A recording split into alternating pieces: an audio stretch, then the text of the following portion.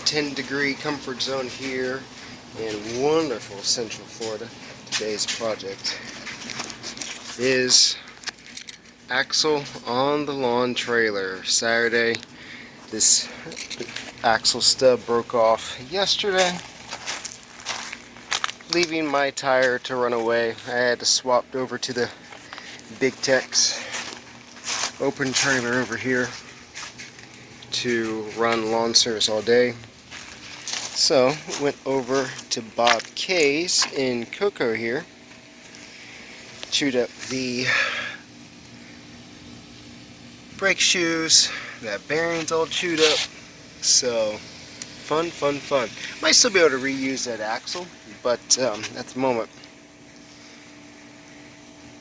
gotta pull everything off, so it screwed up the had to drag it really around the block, a couple blocks, to make sure we could get over here.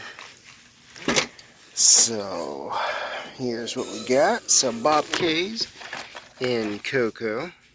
So we got a new drum, we got 2 bearing kits just in case, we got a spring purchase, old drum, old shackles had to be cut off, shackle plate, and then we got 2 kits here, nice and galvanized looks like, so good to go with that.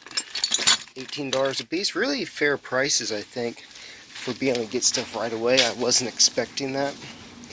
Here's our axle, wired, 4 brakes, easy lube. This is a Rockwell axle, so $215. I think everything, I was right at about $400 for everything, which I'm not excited about. I wish it could have broken in February, but this is what we've got. So I'm going to get to work on getting this axle flipped. These bolts holding the back plates on are so tight, so I want to go ahead and see if I can get the axle over and dumped and then be able to drop it and pull off the bolts and so forth. So let's get started with the fun. Alrighty, been a little bit, hoping this storm will kind of hold off, but here we go. So we got the axle off. It was easy just to kind of flip this over to the side, use impact to get the plate bolts off. Now this is a 100-inch from end to end, and I think my original must have been like a 98 or a 99 or whatever, but you see there's a solid, you know, maybe half-inch difference here. So not sure, it's going to stick out a little bit wider. There you go, that one's even sticking out a little bit farther it looks like. Let's take a look and see if I got everything evened up. Pretty close. This one looks like it might be in just a smidge. So, but we're just kind of using this as a mock-up here. Make sure we got our perches right. So what I ended up measuring from here to here, just under 3 inches on each side to get it even. And then we obviously used a grinder. And just a little product placement here. We tried this called a Hammerhead 6-amp grinder. It came with 3 of these grinding wheels. It's got the nice trigger that I like instead of the switch. Gotta be careful with it, I think. It might be a little underpowered, but I think it was $28 on Amazon. So we're going to give it a try and see how it does. And it's neat because I didn't put it back in here, but the adjustment tool for the wheels and cutoff, etc., right here, fits right in there so you never lose it, which is kind of clever. Although it makes for kind of a short handle, so you kind of lose some leverage. But overall, ingenious idea. So, the rain holds off. I'm going to break out the old Harbor Freight titanium flux welder and at least knock these out, and then maybe give it a try and just make sure it's kind of sitting straight. Make some final measurements, but so far looking pretty good for somebody who doesn't really know what they're doing. But nice Rockwell axle.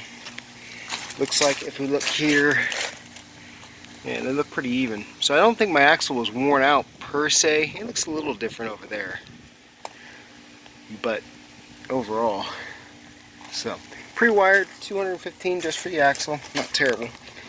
So let's continue on.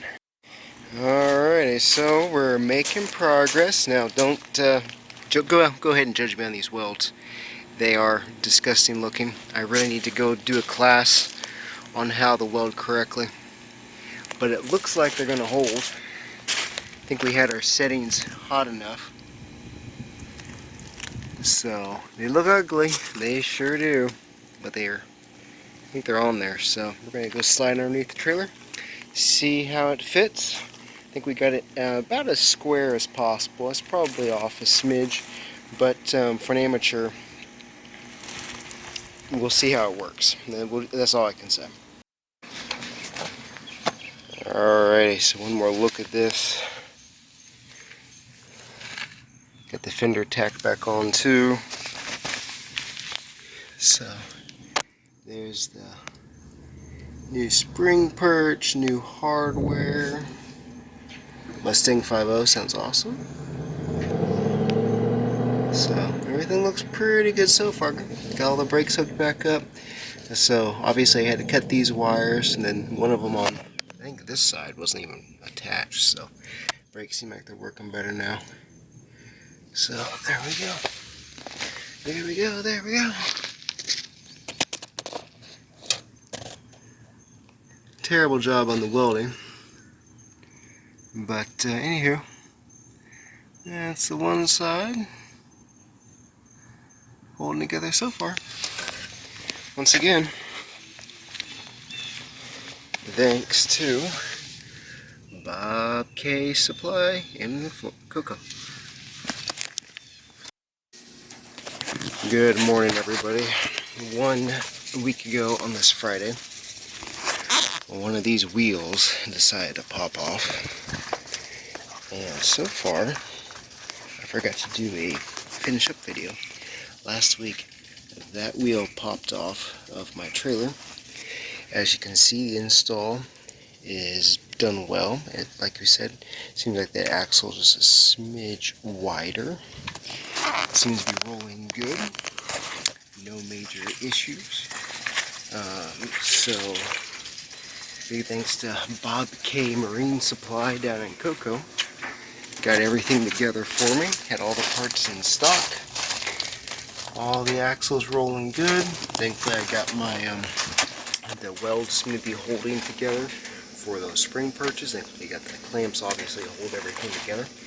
But seems like I got the brakes set. Everything's rolling good. So thank the Lord, got it back together, and been rolling all this week with the enclosed trailer instead of the open trailer.